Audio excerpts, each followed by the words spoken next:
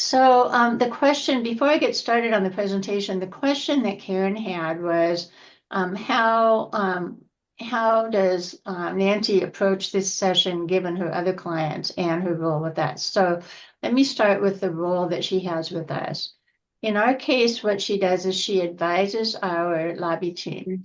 She does not do actual direct lobbying for us. So her job is to give the kind of information that you just heard. She meets with us once a week on a Thursday for about half an hour, and she gives us kind of the inside scoop that the rest of us as non-professional lobbyists don't otherwise have. So she's serving as an advisor and not literally as a lobbyist. Now, in addition to that, she has other clients, probably 6 or 7 of them, for whom she does actual lobbying, firsthand lobbying. She does serve AAUW, and I don't know whether it's in the capacity that we have her or in the direct lobbying capacity, but she has clients who relate to healthcare, clients who relate to other kinds of civil justice kinds of civic organizations. So all of her clients are very compatible with us, and so that was one of the criteria when she was selected back in the old days. So she has been so wonderful. That's why we just keep continuing to contract with her. I'm going to go ahead and share my screen now, if I can make this work. I know what happened here. I've lost my host capacity somehow, and I cannot share my screen. This is weird. Oh my goodness. You're still a host in our list. Yeah, I know, but I can't make my screen share work. This is so strange. Oh my goodness. Well, here. Do you want one of us to maybe leave the room and go back to the main room and tell them that and see if they can fix it? I Oh, got it here. it's your doing. It's sharing. There we go. Finally, it showed up. So, slideshow from the beginning. Okay, so I'll start my official comments now. And thank you all for your patience. And the one thing that would be helpful is if anybody would watch the time for me. I think we have till about 10:30. So this is, as you just heard from Nancy, one of the toughest sessions we've had in a very, very long time. Revenue is a very, very tough issue. So what I'm going to talk about is the revenue versus what's the revenue versus what is a budget. Many of you know this already, and some of you have heard it from me year after year. But for new people, I just want to make sure we start from scratch. Then what are some of our current revenue sources? What recent legislation has done to change the picture? Where the money goes, what's the forecast, and basically what's next. So the revenue is how we get the money. So the legislature passes bills, as you know, that authorize certain kinds of taxes. And then the total income is estimated for the budget. But when the budget is adopted, it does not include a revenue allocation. It only includes expenditures. So the budget is how do we spend the money? And they base the total amount of expenditures on what they think the revenue is going to be. And that is what changed dramatically this year. So there are 3 budgets that the legislature actually adopts. One is the general fund, and that's the one of the biggest concern right now because the general fund is the one that funds almost everything that isn't from a dedicated other resource. So for example, we have money from the gas tax that goes into the transportation budget. The transportation budget works on that. The general fund is the operations of most of our state agencies and the services that they deliver. And it includes things like just general administration, and it includes, Secretary of State's operations and healthcare and all the things that happen in the Department of Social and Health Services and so forth. So the general fund has this massive scope, and it has the most constraints on its its ability to generate money. So this is, when I do these presentations, I go looking for data, and this is the legislative guide to Washington's tax structure for 2023, because 2024 isn't produced yet, or hasn't been. But this is what the most recent allocation looked like. So the retail sales and use taxes were about half of the revenue coming in to the general fund. And again, that's the operating fund for the wide range of agencies. Then we have the business and occupation and public utility taxes. I don't know why they combined those, but that's about 21%. The property tax is about 15%, and all others are about 14%. So when we're looking at what do we do about our revenue picture, what's important to recognize about this is that the retail sales and this property taxes are both very regressive taxes, and I'll talk about what that means in a few minutes. So if we were to increase the sales tax or increase the property tax, we would actually be adding to the burden of people least able to pay. So then the question is, what the heck do we do? So this is the picture of expenditures that really carried through 2024. And this is compared to 2019. In 2019, the sales tax was 39% basically. Selective sales taxes have to do with specific dedicated functions, and they were 27%. The B&O tax was about the same, a little bit, well, it was about the same, because over here in 2022, it was combined with public utility tax, but the B&O tax was 14% and property tax 15%, about the same. And then all other state taxes were lower, 4%, and now all other taxes are 14%. So the proportions of various sources of revenue have changed, and that does affect how we can use the money. So what happened in 2022 is that some new sources of revenue were approved. And Griffith, could you please put yourself on mute? Okay, if I Thank can't, you. I'm trying to find it now. I did it for you. Thank you. So the capital gains tax started in 2022, but the collection didn't actually start for a little bit later, till 2023. The capital gains tax, as you know, was prominent on the ballot this year, and a lot of people know way more about that than they used to. And that capital gains tax revenue was dedicated, as Nancy mentioned, to education and to early childhood, child care, and early childhood learning and that kind of thing. The long-term care trust tax is something that began as a source of revenue for a brand new fund. Now, this did not go into the operating fund. This is a set aside that is dedicated to putting the money into a reserve fund and growing it over time through investments and so forth, so that later the money can be paid out to people who paid in the form of benefits for long-term care. So this was an important thing that allowed us in the state of Washington to have the first ever state-supported long-term care program. And as you know, it was also prominent on the ballot, and it will continue now. But that is not a contribution to the operating fund or the general fund. And then the working families tax credit was also approved. And the working family tax credit is something that takes away from revenue. In other words, it's an expense that goes to people who are qualified and allows them to have some money back for the state and local taxes that they pay. So when we look at the revenue picture, we also have to look at the reductions to it that come from certain kinds of programs. So now what we have is, even with that new revenue, which was supposed to actually help us a lot, we have a problem. And what what I've been struggling with is, and the question that was asked earlier, is the discrepancy between what the November economic forecast indicated and what we're saying now about the, $14 billion deficit.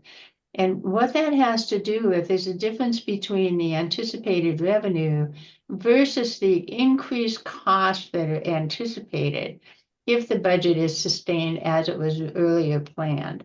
So it's not just that the revenue went down a little bit, it's that the budget requirements have gone up. So the kinds of things that affected that revenue forecast have to do with lower construction, basically lower job growth, and lower sales tax, frankly. So the net of that was actually very little net change, but the impact of the expenditures is what's creating the chaos right now. So the kinds of things that created the downward trend in the revenue forecast, which again was not huge, have to do with the sales tax and B&O taxes being lower than originally estimated. We have lower employment rates, lower job growth, lower than national average growth in personal income, which is interesting given all the rich people we have in Washington State.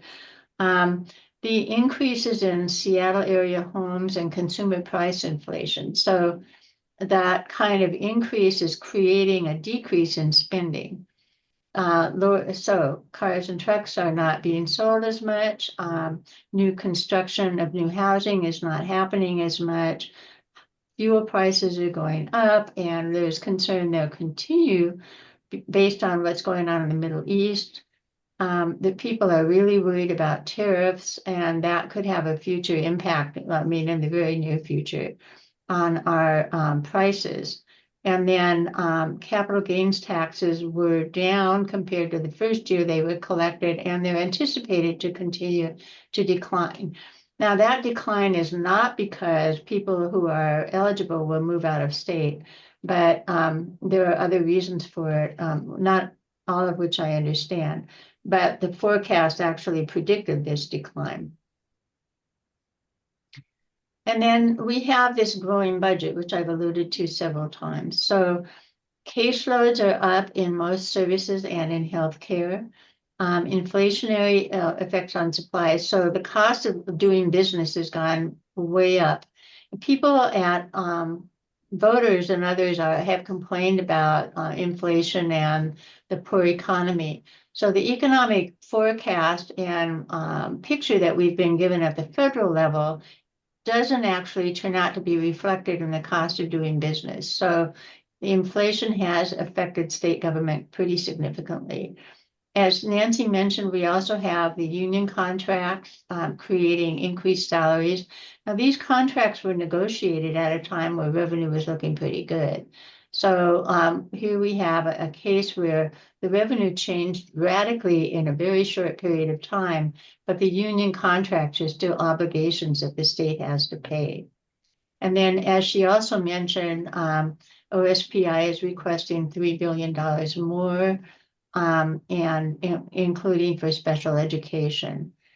And then the Fair Start for Kids Act requires more funding this year and in the future for affordable childcare and early learning than in the first year. So all of these things compounded added up to that massive deficit that we're talking about. Another factor that hasn't been discussed widely, but at the local government is a big issue, is that COVID funds came along. And governments used those to do a lot of things that they couldn't otherwise have done. What it did, though, is it created a gap when the funds ended. So now we have some programs and activities that people were relying on the COVID money for, and it's no longer available. That is going to be compounded by the other effect that you've read about in the news and Nancy alluded to, which is that with the new federal administration, we are likely to see significant declines in federal funding. And we have a lot of federal funding that goes through different agencies down to local governments. So this is not just a state issue, it's also going to be a local government issue. And so all of these things are contributing to the just about panic, I would almost say, in terms of anticipating what to do about the revenue picture and our expenditures. So Washington is now the second most regressive tax system in the United States, and we moved from the bottom to the second to the bottom because of the capital gains tax and the working families tax credit. And I'll show you a diagram in a minute that explains why. So we can't, as a solution, add to the sales tax. It's just not going to work. It's not sustainable. So that's why alternative and more progressive tax choices are being talked about. And then we also have a problem where our state taxes are below average in the country. So we could actually increase our revenue sources with additional taxes and still not be anywhere near the top in terms of the rest of the country. And then taxes as a share of average personal income have not increased, and that there's a lot of mythology about how our taxes are going up, and it's not necessarily the case in the data. And then the really, really, really big problem that breaks my heart, and I'll talk about it a lot in the homelessness category, is that a lot of families are still in poverty, and the homeless picture is getting worse all the time. So that is a really huge issue for the legislature, because here they are facing a deficit, but the problems are getting bigger. And so how in the heck do we deal with that? And tax policy is just simply not keeping up with our needs. So this is a graph showing the share of the state economy that the state tax system contributes, and you can see it's going down. So we have room in the economy to increase our taxes. Now, if we want to increase taxes, the league's position is that we should not have any more regressive methodologies. We should have a progressive tax. Now, the first few times I did this presentation, and this, by the way, is not identical to the past ones, but always end up talking about progressive taxes. I've pretty much got concerned people saying, we can't talk about progressive because it's political. The league can't be seen as political or progressive because we have to be nonpartisan. The point I want to make is that since 1862, the word progressive has been attached to certain kinds of tax structures, and it is not a political term. So a progressive tax is based on a tax that has the more you can pay, the more you do pay. And the regressive tax is where the people least able to pay are contributing the greatest share of their income. So back in before 2022-23, we had people at the lowest 20% of our income structure paying almost 18% of their income in state and local taxes. Well, if you can imagine a person working at minimum wage and then shelling out 20% of it almost in terms of tax, and they don't have a whole lot left, we are shooting ourselves in the foot, because those are then the people who need our services more. So we have to spend more to serve those people. Now, this picture goes all the way on the right-hand side to the top 1%, who were paying only 3% of their income in state and local taxes. So this is a regressive structure right here. Now, I think I just made that point. So that's the same graph I had a minute ago. So what we want to do is we want to change that curve. We have the flat rate approach is often suggested for people, but that doesn't really fill the bill either, because why should people at the lowest income level pay the exact same rate as people with billions of dollars? So that is the reason why the progressive approach is preferred. Cynthia, are So- you showing a graph? I'm not seeing a graph, but maybe other people are. Oh my gosh, are you not seeing the screen share? I'm I'm- seeing it. Yes, I'm seeing I it. see it. We're seeing the bar graph. Proceed. I Yeah. see it. I see it. Yeah, I see it too. I see it. Must be Oh my operating error over here. I don't know what happened. Well, thank you for the rest of you. I was confident that if it wasn't showing and I was chattering away here, people would let me know. So, Deanne, I'm sorry. I don't know what to say. Yeah, I'll just keep looking. Thank you, and I'm sorry to interrupt.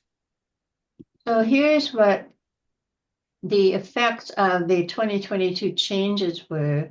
So the capital gains was this was a chart done before this was passed and intended to support the capital gains tax. It would raise the tax contribution on the highest level, and the combined with the working families tax exemption, which is a payback, it would actually reduce the amount of money that the lowest income people would pay. So now what we have, I'm sorry, this is blurrier than I expected it to be. Now we've gone from 18% to 14% on the lowest 20%, and from 3% to 4.1% of the top 1% of the income spectrum. So we still have a lot of inequity here, but that combination actually moved us to the second to the bottom and not the bottom regressive tax structure in the country. But you can see it's a bit of improvement. And then this is kind of where we rank in terms of the rest of the country in terms of collections per $1,000 of personal income. So we're not anywhere near the top, which is what a lot of people think. So here we are. The Washington State Budget and Policy Center is an incredible resource.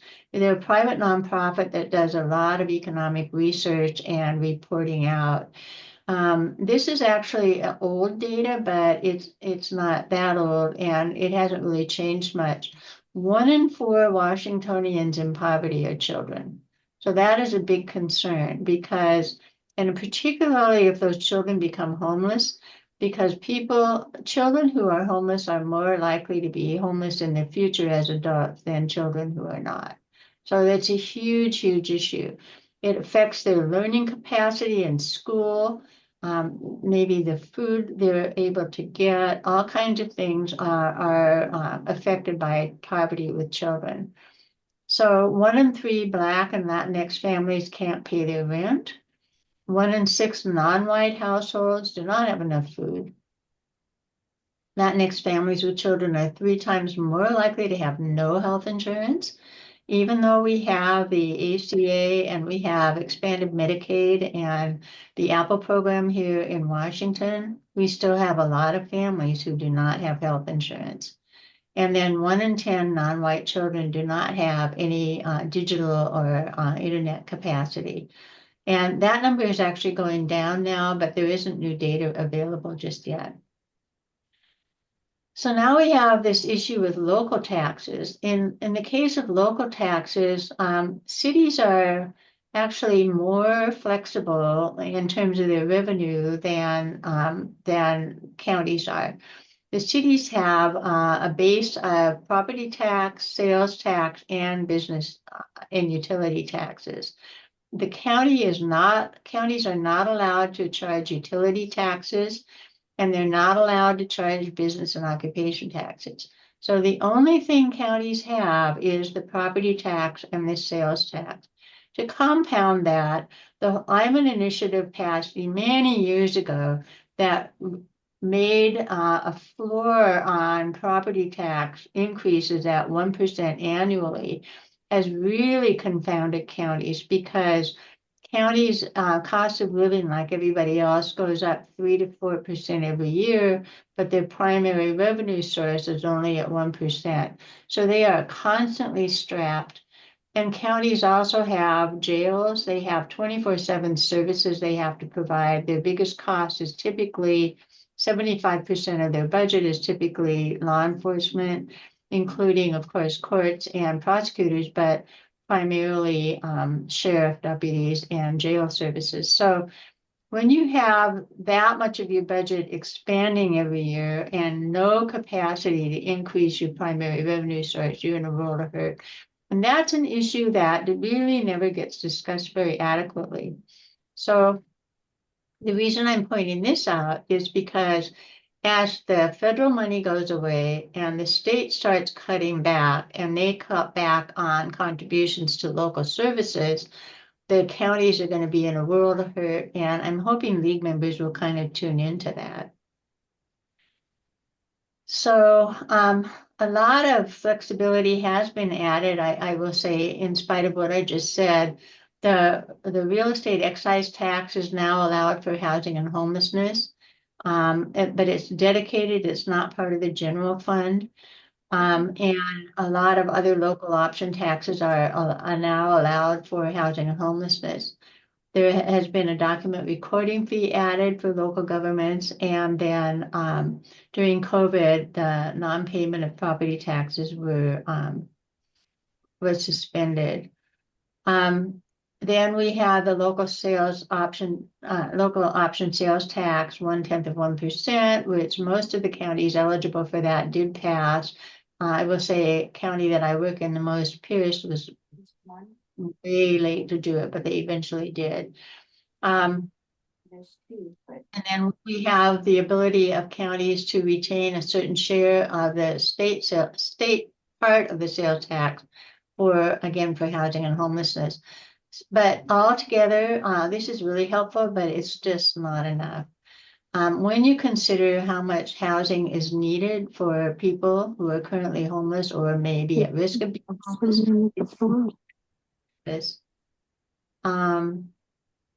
Irina, could you put yourself on mute, please?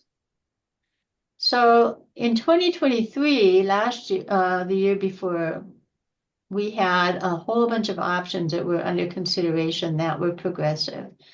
One of them is the wealth tax that we're going to talk more about. Changes to the estate tax were being discussed about ways to increase revenue from changes in that law, proportions shared with the state. There was a high earners payroll tax being discussed, and Seattle has been working on that for itself, but not statewide. And then changes to the business and occupation tax structure to help small businesses, which are typically strapped by this tax, and to close loopholes for large businesses. So that would have a kind of a balancing effect, but the loopholes, it would help pay for cutting off some of the small business taxes that they could be exempted from. And then we've talked a lot about, I've talked about the effect on the tax structure of having something paid at the lower income level while raising income from the higher income level. The guaranteed basic income has been on the table for a number of years now. And that ended up in, I think, about 23 with a study. There's a lot of evidence that it's very successful in terms of keeping people going and avoiding having to add services and that kind of thing. It would be a great benefit, but the state legislature just couldn't see fit to do it, so they called for another study. And I haven't seen the outcome of that study yet. But these were all on the table earlier. Now, the emphasis is only going to be primarily on a wealth tax, because that is the one thing that most of the legislators working on this issue think that they can get passed. So we, the league, support a wealth tax because our position is balanced tax structure that is fair, adequate, flexible, and has a sound economic effect. The wealth tax would, in fact, help our tax structure by, again, increasing the revenue from the highest income earners.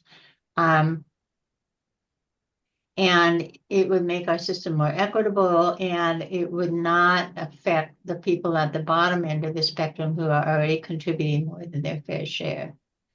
So I'm going to stop there and see what kinds of questions you have, and then you may also have discussion that you'd like to engage in. So let's start with questions, and it would really help me if you would use your electronic hand raise function.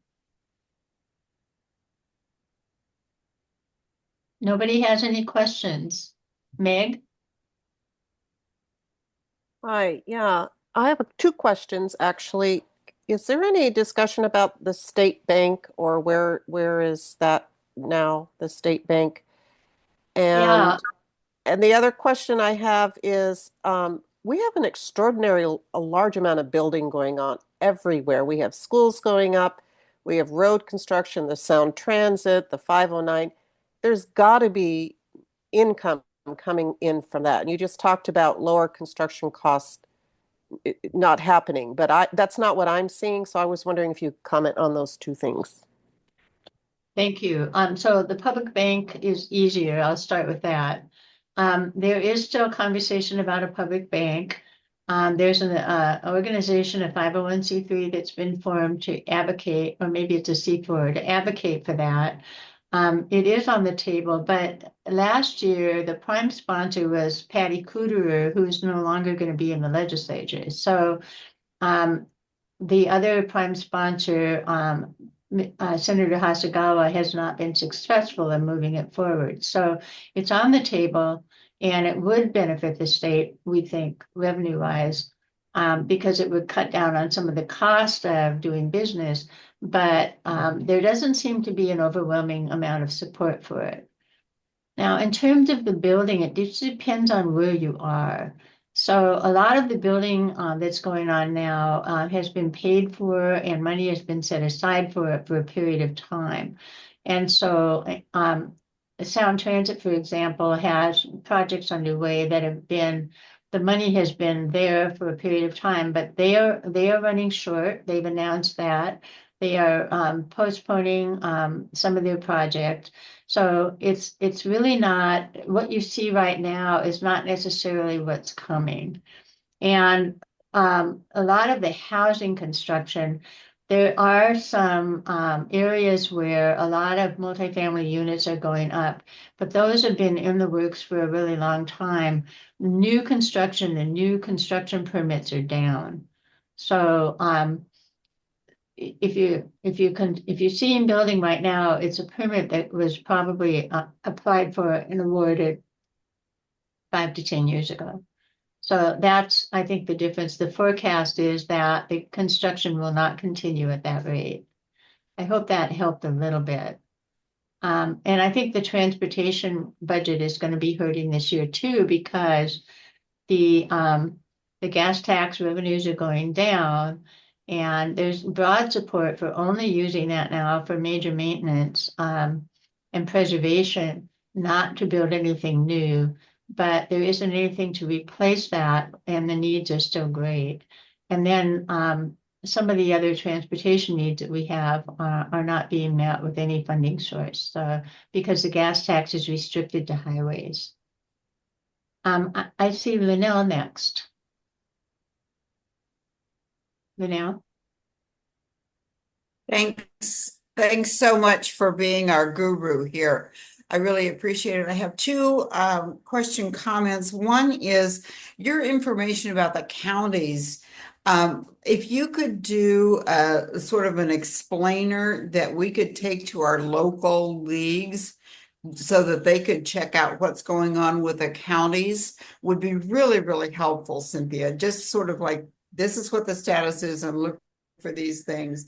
The other thing I'm curious about is the Department of Natural Resources now is actively offloading properties and onloading revenue generating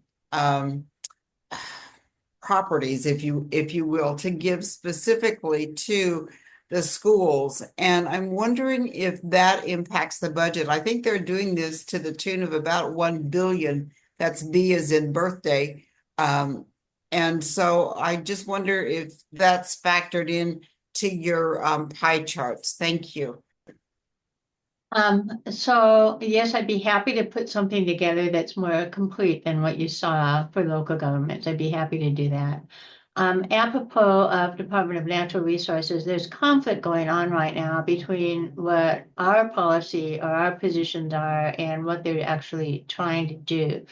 The actual contribution, so let me start over. Natural resources and forest management has been for more than a century intended to be a mainstay of education funding. But in fact, the cost of education now is so much greater, and it is such a minor part of education funding that it doesn't really make sense to focus on that as a way of managing our state forest. So the conflict that's going on right now is League is trying to work with local governments to get them to pick up some of the responsibility for old growth forest in their communities that could be preserved as opposed to cut down for school revenue. And the theory is that it has much bigger environmental contribution that way. And cutting them down makes no sense in this day and age. And the loss to the schools is not significant for the old growth part.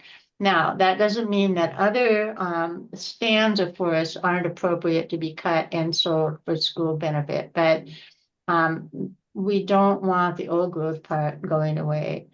Did I answer your question? I'm not sure if I did. That's very helpful. What they're buying, for example, there's an example going on here in Spokane, and one of the recommendations is that they trade conservation land for a grocery store in Bellevue, which will generate money over time. So that's the kind of commercial investment diversification that they are working on. So. Well, I think that the next Public Lands Commissioner is going to have his hands full dealing with some of these policies that may or may not make sense. Some of them don't. And I think that there was an effort to do some stuff right before the end of the current commissioner's term that the League is opposing. I'm not the expert on that, but what I can tell you is that the net contribution of forest to school budget is relatively small. Eleanor, you would be next. Hi, again, thanks for all your work. My goodness, such good information. My question, because I know a lot of people focus on that deficit, and I would hate to see so much of our time spent on worrying about it, but more time spent on really digging in. My question is the effect of the federal policy. That was one bullet point, but was that actually factored into the overall 10 to 14 billion dollars? No, it was not. It's Okay. everybody's fear. It's unpredictable. We had no way of estimating what the heck the federal government's going to do. Yeah. But it's a kind of a cloud over all the discussions because everybody's afraid of what the impact will be, and that makes them be maybe more conservative in terms of what they do with our budget. Yeah. The next question is this going to be recalculated? Where do we get the information or the stats when we want to check, say, mid-session? How has that needle moved? So I typically do a workshop when the budgets come out to help the lobby team figure out where to get their information, and we could make that open to everybody. But just in a nutshell, there's a Washington State, I don't know what it stands for, but LEAP, LEAP. And that is where we get our detailed information during session. And then that is where the final adopted budgets are posted. And if you Google Washington State, capital L, capital E, capital A, capital P, you will get to that site and be able to explore it. But I'm more than happy to include league members in the tutorial that I do for the lobby team, if that would be useful. I think that would be really helpful. Thank you for offering that. Thank you. Deborah? You would be next, Deborah Peterson. Hi, I'm really appreciating this overview of budget and revenue. And I'm just wondering whether all the fees that you pay to state agencies are counted as revenue or if they are dedicated to the use of that agency. Fees are variable, and they are typically dedicated to something specific. They are included in the revenue, but typically are not necessarily a major share of the revenue. So it just depends on each fee, how it was set, what it was designated for, and what fund it was allocated to. Does Thank that you. make sense? Yes, Yeah, thank thanks. you. Carol?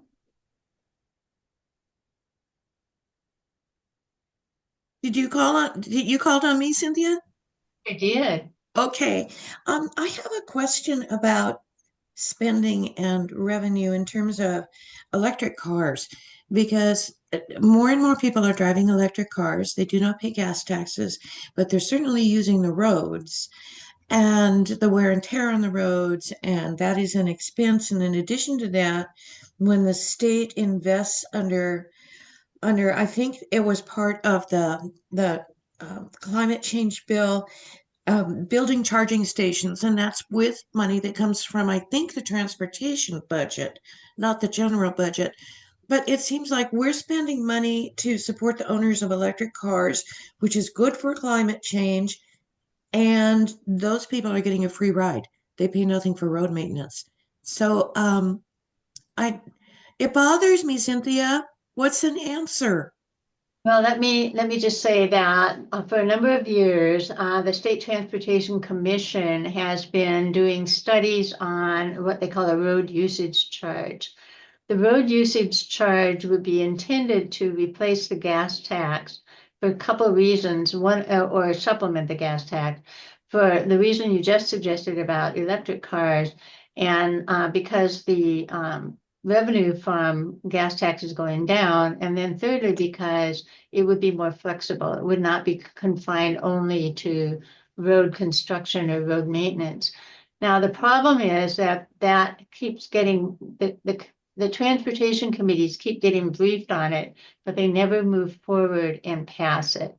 So the latest thing that I read was that it'll be another 2 years before they put that on the table again. But I hope that I'm wrong about that, and we will be watching that during session. Well, Jake Fye is my representative. You should So, talk. oh, you bet. Yes, you bet I will. Thank you. Thank you. Okay, are there any other questions? Carol, your hand is still up. Do you have another one? Nope, I'm done. Amy has a question. I You're have a muted.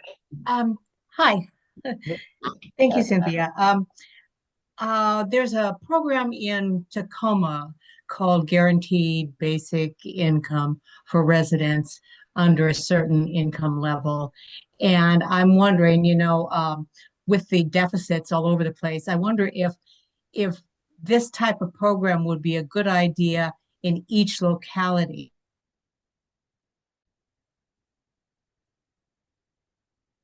So we're going to take about 5 minutes for a break. So feel free to mute yourselves and walk away for a few minutes.